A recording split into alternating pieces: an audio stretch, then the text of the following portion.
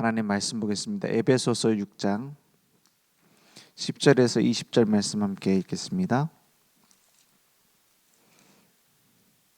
에베소서 6장 10절에서 20절입니다. 저와 여러분이 함께 합독하겠습니다. 끝으로 너희가 주 안에서와 그 힘의 능력으로 강건하여지고 마귀의 간계를 능히 대적하기 위하여 하나님의 전신갑주를 입으라. 우리의 씨름은 혈과 육을 상대하는 것이 아니요 통치자들과 권세들과 이 어둠의 세상 주관자들과 하늘에 있는 악의 영들을 상대함이라. 그러므로 하나님의 전신갑주를 취하라. 이는 악한 날에 너희가 능히 대적하고 모든 일을 행한 후에 서기 위함이라. 그런즉 서서 진리로 너희 허리띠를 띠고 의의 호심경을 붙이고 평안의 복음이 준비한 것으로 신을 신고 모든 것 위에 믿음의 방패를 가지고 이로써 능히 악한 자의 모든 불화살을 소멸하고 구원의 투구와 성령의 검 곧 하나님의 말씀을 가지라. 모든 기도와 간구를 하되 항상 성령 안에서 기도하고 이를 위하여 깨어 구하기를 항상 힘쓰며 여러 성도를 위하여 구하라. 또 나를 위하여 구할 것은 내게 말씀을 주사 나로 입을 열어 복음의 비밀을 담대히 알리게 하옵소서 할 것이니 이 일을 위하여 내가 쇠사슬에 매인 사신이 된 것은 나로 이 일에 당연히 할 말을 담대히 하게 하려 하심이라. 아멘. 우리의 싸움의 대상은 이 땅의 것이 아니라 우리의 싸움은 육신적인 것이 아니라 영적인 싸움입니다. 그 중에서 제1 영적 싸움의 대상이 어디일까요? 흑암 세력과 마귀의 그 간계를 대적하기 위해서, 사단의 간계를 대적하기 위해서 영적 싸움을 싸우려 했어요. 그런데 그것보다 더 중요한 영적인 싸움이 있습니다. 그게 뭐냐? 나 자신과의 싸움입니다. 나 자신의 한계를 이기기 위해서 그런 싸움이 아닙니다. 복음 아닌 다른 것들이 내게 꽉 있어요. 그래서 나도 모르게 뭐가 있냐? 아유, 그래도 그렇지. 아니면 진짜 중요한 거는 다른 거예요. 내가 가지고 있는 중요한 게 다른 거라고 생각하는 거예요. 그래서 항상 무엇이 중요하냐? 내가 복음의 가치를 알고 복음의 우선순위를 누리는 영적인 싸움을 싸워야 돼요. 이걸 안 하면 아무리 다른 걸 많이 싸워도 나중에 무너집니다. 그래서 영적인 무장은 누구한테 해야 되냐? 나 자신에게 해야 돼요. 내가 올바른 영적인 무장이 되지 않고 내가 올바른 복음의 누림이 없는데 막 밖에 나가서 싸운다? 스스로 무너지는 거죠. 그래서 우리의 영적 싸움의 제1 대상은 나 자신입니다. 선악과를 따먹을 때 아담과 하와가 뱀한테 속았어요. 근데 뱀하고 싸우는 것 자체가 우선이 아닙니다. 뭐부터 해야 돼요? 언약부터 견고하게 붙잡아야 돼요. 내가 왜 선악과 먹으면 안 되는가? 그 이유를 알아야 되는 거예요. 그러니까 그 언약이 확실치 않으니까는 뱀이 와서 속이니까 뭐랍니까? 이 선악을 알게 하는 나무 열매는 먹지도 말고 만지지도 말라 했다. 먹으면 죽을까 하노라 이랬어요. 죽을까 하노라 해서 먹지 말라고 했다. 그러니까 결코 죽지 아니하리라 했잖아요.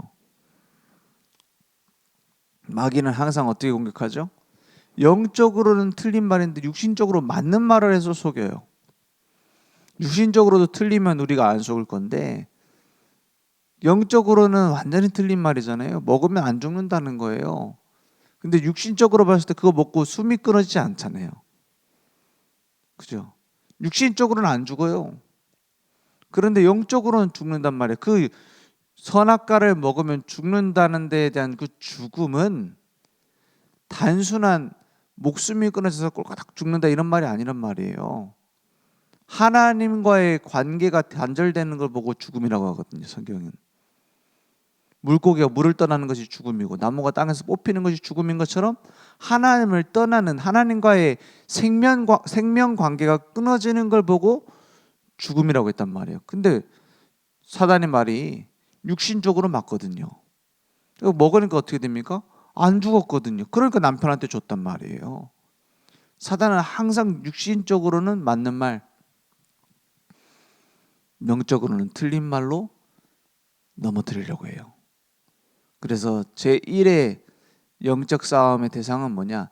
내가 올바른 복음 가운데 중심을 잡을 수 있도록 영적인 균형을 잡을 수 있도록 싸워야 된다 이 말이에요. 그래서 우리가 완전한 사람 될 수 없습니다. 완벽하게 내가 막 균형을 잘 맞춘다 그렇게 되기는 어렵죠. 우리 사람인데 실수할 수 있고 우리에겐 다 과거라는 게 있고 가지고 있는 생각이라는 게 있고 다 있잖아요. 그래서 어떤 면에서는 나는 오직 복음이야 라고 하는 사람이 복음 놓치기 쉽고요. 나는 청렴 결백한 사람이야 라고 생각하고 있는 사람이 나중에 부정부패 들통나는 경우가 많아요. 그래서 제일 조심해야 되는 사람이 어떤 사람들이냐? 주변에 사기꾼 분별하는 제일 빠른 방법이 뭐냐? 나는 돈에는 관심 없는데 당신 도와주려고 이렇게 한다. 100% 사기꾼입니다. 왜죠? 돈에 관심 없다. 이게 거짓말이거든요. 일단 거짓말 먹고 시작하는 거예요. 나는 명예, 권력 이런 거 관심 없고 내가 국민을 위해서 헌신하겠다. 그런 정치인 거짓말입니다. 그렇지 않습니까? 그래서 그런 데 속지 마세요. 나는 오직 복음이다. 우리는 오직 복음이다. 나를 따르라. 그러면서 막 교회 분리시키고 우리만 특별하다 이러면서. 그거 사기꾼입니다. 우리가 복음 외에 좋은 게 얼마나 많아요. 그죠? 얼마나 많습니까? 그걸 부인하는 게 아닙니다. 그 모든 것들보다 복음만이 소중하기 때문에 가장 중요하기 때문에 다른 것들을 양보할 수 있는 거예요. 돈 싫어한다라는 사람들 많잖아요. 막 무소유해야 된다. 나중에 보니까 아니지 않습니까? 그 책 팔려가지고 돈 번 거 가지고 풀 소유하잖아요. 그래서 인간이 거짓말하면은 끝도 없고 한도 없어요. 우리가 오직 복음해야 된다 이 말은 올바른 최고의 가치를 따지고 계산기를 두드려 보니 오직 복음보다 가치 있는 것이 없구나 하고 따라가는 거예요. 예수님께서 뭐라 합니까? 너희는 나를 따라오라 내가 너희로 사람을 낚는 어부가 되게 하리라 해놓고 그냥 나를 맹목적으로 따라오라는 게 아니에요. 천국의 가치가 무엇인지를 말씀하시면서 너희들이 계산해보고 따라오라고 그래요. 무조건 따라오는 게 아닙니다. 무조건 복음이다. 아닙니다. 진짜 복음의 가치가 무엇인지 알고 따라가야 돼요. 그것이 진짜 다른 것이 필요 없을 정도로 중요한 것인지 우리는 발견해야 돼요. 그래서 우리는 오직 복음으로 무조건이다 라기보다는 진짜 따지고 보고 진짜로 우리가 확인해 보니 오직 복음 외에는 진짜 가치 있는 것이 없다. 바울이 그래서 뭐라고 합니까? 내가 다른 것을 다 해로 여길 뿐더러 배설물로 여긴다고 했어요. 왜냐? 그리스도가 모든 것들보다 고상하기 때문이다. 그게 바울의 고백입니다. 그래서 우리는 올바른 영적 균형을 맞추기 위해서 나 자신을 알아야 돼요. 나도 모르게 가지고 있는 체질이 있거든요. 나는 좀 율법적이다. 나는 좀 방종적이다. 혹은 나는 좀 약간 신비적인 체질이 있다. 혹은 나는 약간 인본주의적인 체질이 있다. 믿음이 잘 안 생긴다. 그런다고 구원 못 받는 건 아니거든요. 예수 믿으면 구원 받죠. 근데 나도 모르게 신앙생활에 치우쳐진 부분이 있을 수 있단 말이에요. 왜냐하면 우리가 살아왔잖아요. 살아온 과거가 있고 내가 가지고 있는 체질이 있고 있잖아요. 거기에 대해서 주의해야 된다 이 말이에요. 나도 모르게 율법적인 사람은 어떻게 되죠? 바울 같은 경우는 약간 엘리트적인 사람이고 율법적인 사람 아닙니까? 오히려 복음적으로 내가 어떻게 하면 반대로 갈 것이냐 생각을 해야 되는 거죠. 바울 같은 경우에 이방인 선교를 하러 가다 보니까는 어떤 일들이 많았냐? 완전 짐승처럼 산단 말이에요. 이 사람들이 성적으로도 너무 타락하고 바울이 그동안 살았던 삶하고 너무 안 맞아. 그렇지 않겠습니까? 근데 바울은 거기에 대해서 정죄하거나 그 사람들과 적응을 못하거나 이러지 않았거든요. 왜냐? 그것보다 더 중요한 것이 내 행실과 이런 내 어떤 삶에 지금까지 갖춰왔던 것들보다 중요한 것이 영혼을 살리는 것이라는 걸 알았어요. 그러니까 거기에 맞췄다는 말이에요. 그래서 영적인 균형을 맞추는 거예요. 나도 모르게 약간 좀 방종적이다. 오히려 영적인 균형이 맞아지면 다른 사람을 편안하게 해주는 달란트가 될 수 있어요. 내 율법적이다. 내가 올바른 영적인 균형이 맞춰지면 그게 내 어떤 삶의 규모가 될 수 있어요. 막 내가 예전에 막 신비 운동했다. 그래서 오히려 영적인 균형이 맞춰지면 기도에 많은 능력을 누릴 수 있는 발판이 될 수 있어요. 중요한 건 뭐죠? 내가 영적인 뭐가 있어야 되냐? 균형감과. 그러니까 우리 학습하는데 아이들이 중요한 게 뭡니까? 메타인지가 중요하다 그러잖아요. 메타인지가 뭐예요? 내가 무엇을 알고 무엇을 모르고 어떤 부분이 강하고 어떤 부분이 약한지를 스스로 인지하는 걸 보고 메타인지라고 해요. 그 위에 있는 인지라는 거거든요. 내가 진짜 이것에 대한 지식을 알고 있냐 모르고 있느냐 그걸 아는 걸 보고 메타인지를 하잖아요. 그래서 영적인 것도 우리 그 신앙생활도 영적인 메타인지가 중요해요. 내가 진짜 복음적인 체질이 맞느냐? 내가 조금 치우쳐져 있느냐? 이걸 인지하는 거죠. 그래서 뭘 해야 돼요? 복음 가운데 어떻게 내가 중심 잡을 것인지. 내 체질 좀 반대쪽으로 가면 됩니다. 그게 편하죠. 그러한 복음 누리기 위한 영적 싸움을 해야 돼요. 내가 진짜 올바른 복음 가운데 누려지고 있느냐? 이게 잘 안 되니까는 어떤 일들이 일어나죠? 막 교회 안에 극단적인 율법주의적인 일들이 일어나고요. 우리는 유대교로 들어오기 위해서 할례를 받고 들어왔는데 예수를 믿게 됐단 말이에요. 그 뒤에. 그러고 우리가 예수 믿게 된 이 과정을 보니 너무 힘들었어요. 할례 받아야 되지, 율법 지켜야 되지, 거기다 예수 믿어야 되지. 그러니까 이방인들 중에서 그냥 예수 믿음으로 교회 안에 들어온 자들 보는 게 불편하단 말이에요. 저것들은 뭔데 그냥 예수 믿어서 바로 들어와. 그래서 바울이 복음 전하는데 방해하고 다녔어요. 이 사람들이 예수 믿는 사람들이었어요. 예수 믿는데도 불구하고 다른 예수 믿는 이방인들이 너 왜 할례 안 받아? 그러면 예수 믿는 게 아니야 라는 식으로 말하고 다녔어요. 그게 손할례당입니다. 왜 이런 식으로 극단적으로 가죠? 영적 메타인지가 없어서 그래요. 영적 균형 감각이 없어서 그래요. 내가 올바른 복음 가운데 오히려 쓰임 받을 수 있는 발판이거든요. 바울도 할례 받았습니다. 심지어는 디모데 같은 제자는 이제 바울이 복음 가진 사람 아닙니까? 디모데를 어떻게 세워요? 할례를 받게 해요. 이방인 루스드라라는 이방인 지역에 살던데 할례를 받게 해요. 아니 할례랑 구원이랑 상관없잖아요. 이유가 뭐죠? 유대인들을 살리기 위해서 유대인처럼 살게 만든 거예요.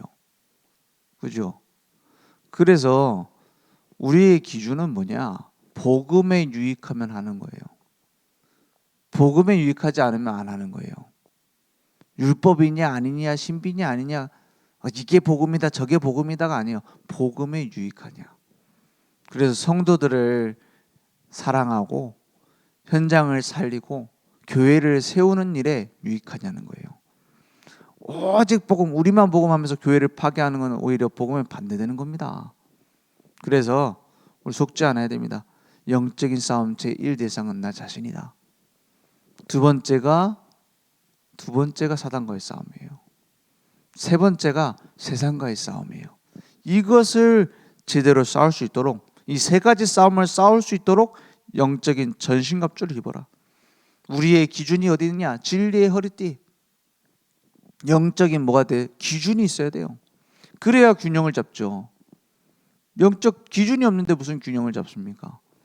올바른 영적 싸움의 첫 번째, 진리의 기준을 가져라. 진리의 허리띠를 매라. 의의 흉배로 보호막을 쳐라. 진짜 의는 그리스도 안에만 있습니다. 그걸 누리는 거예요. 복음의 신발로 무장이라. 어딜 가도 무너지지 않도록, 어딜 가도 복음이 증거될 수 있도록. 내가 가는 곳마다 캠프가 되는 겁니다. 복음의 신발. 그러니까 믿음의 방패로, 모든 것의 위에 믿음의 방패예요. 불신앙을 제거할 수 있도록, 불신앙의 불화살을 막을 수 있도록, 구원의 투구로, 가장 중요한 최종 방어선입니다. 구원의 투구. 왜? 올바른 영적 정체성이 있어야 돼요. 내가 구원받은 하나님의 자녀는 남은 자다. 내가 이 땅에 살지만 결국 이 복음을 위하여 여정을 가는 순례자다. 이 복음으로 세상을 바꿀 정복자다. 그 정체성, 내 구원의 투구가 있어야 돼요. 그래서 성령의 검 말씀으로, 말씀의 검으로 영적 싸움에 승리하는 거예요. 공격 무기 말씀. 말씀이 증거되어지고 말씀을 누릴 때에 우리는 영적 싸움을 승리하게 되잖아요. 흑암의 나라를 무너뜨리고 하나님의 나라가 세워지는 것은 말씀 증거할 때예요. 성령의 역사 따라서, 오직 성령이 너에게 임하시면 너희가 권능받고 땅 끝까지 내 증인이 되리라 하잖아요. 거기에 방향 맞추는 겁니다. 여기에 우리의 개인이, 가정이, 우리의 업이, 교회가, 현장이 살아나는 일들이 일어날 겁니다. 그게 영적 싸움입니다. 우리는 세 가지 싸움에 나 자신과의 싸움은 그 주인을 바꾸는 싸움입니다. 주도권을 주님께 넘기는 싸움이에요. 그러니까 한마디로 말하면 맡기는 싸움입니다. 나를 맡기는 거예요. 사단과의 싸움은 뭐예요? 막 열심히 싸워 이기는 게 아니라 속지 않는 싸움이에요. 속지만 않으면 승리하니까. 그죠? 내가 무장하고 있으면은 왼쪽으로 들어든 오른쪽으로 들어든 상관없어요. 공격이 어디로 와도 상관없어요. 속지 않는 싸움. 세상과의 싸움은 막 세상하고 막 맨날 싸운다 이 말이 아니에요. 오늘 김 부장이랑 싸웠다 이런 싸움이 아니에요. 살리는 싸움. 그래서 육신 싸움 반대로 살리는 싸움을 싸우세요. 남편하고 어떻게 주도권을 잡을까 이런 싸움이 아니라 어떻게 하면 남편을 살려줄까. 그 회사 직장 상사가 어떻게 하면 그 주도권을 잡을까, 어떻게 하면 내가 서로 기분 나쁘게 할까 이런 싸움이 아니라 어떻게 하면 살릴까. 그 싸움을 싸우는 겁니다. 그래서 우리의 모든 것이 그리스도 앞에 무릎 꿇을 수 있도록 고린도후서 10장 3절에서 5절에 뭐라고 말씀되어 있느냐? 이렇게 말합니다. 우리가 육신으로 행하나 육신에 따라 싸우지 아니하노니. 육신 싸움을 안 싸우겠다는 거죠. 4절에 보니까 우리의 싸우는 무기는 육신에 속한 것이 아니요 오직 어떤 견고한 진도 무너뜨리는 하나님의 능력이라 했어요. 어떤 견고한 진도 무너뜨릴 수 있는 것은 하나님의 능력뿐입니다. 내 자신에 꽉 잡혀 있는 그것도요. 현장에 초롱성처럼 쌓여 있는 것들어요. 마귀가 막 만들어 놓은 흑암의 진도 하나님의 능력 앞에서는 다 무너지는 겁니다. 모든 이론을 무너뜨리며 하나님 아는 것을 대적하여 높아진 것들을 다 무너뜨리고 모든 생각을 어떻게 해요? 사로잡아 그리스도에게 복종하게 하니 그랬어요. 우리 자신이 그 앞에 엎드리고 이 세상이 그 앞에 경배하는 날까지 우리는 영적인 싸움 싸우는 겁니다. 모든 세상이 저게 하나님 자녀구나 깨닫는 날까지 우리는 증인으로 쓰임 받게 될 줄 믿습니다. 오늘 그 안에서 그리스도의 비밀을 증거하는 남은 자, 순례자, 정복자의 축복을 회복하게 될 것을 믿습니다. 기도하겠습니다. 하나님 감사합니다. 오늘 오직 복음 안에서 영적인 싸움의 대상을 알고 하나님 앞에서 말씀 앞에서 우리의 신앙생활이 그리스도의 증인으로 평생 쓰임 받을 수 있도록 역사해 주옵소서. 예수 그리스도 이름으로 기도했습니다. 아멘. 하늘에 계신 우리 아버지여, 이름이 거룩히 여김을 받으시오며 나라의 임하옵시며 뜻이 하늘에서 이룬 것 같이 땅에서도 이루어지이다. 오늘날 우리에게 일용할 양식을 주옵시고 우리가 우리에게 죄진 자를 사하여 준 것 같이 우리 죄를 사하여 주옵시고 우리를 시험에 들게 하지 마옵시고 다만 악에서 구하옵소서. 대개 나라와 권세와 영광이 아버지께 영원히 싸움나이다. 아멘.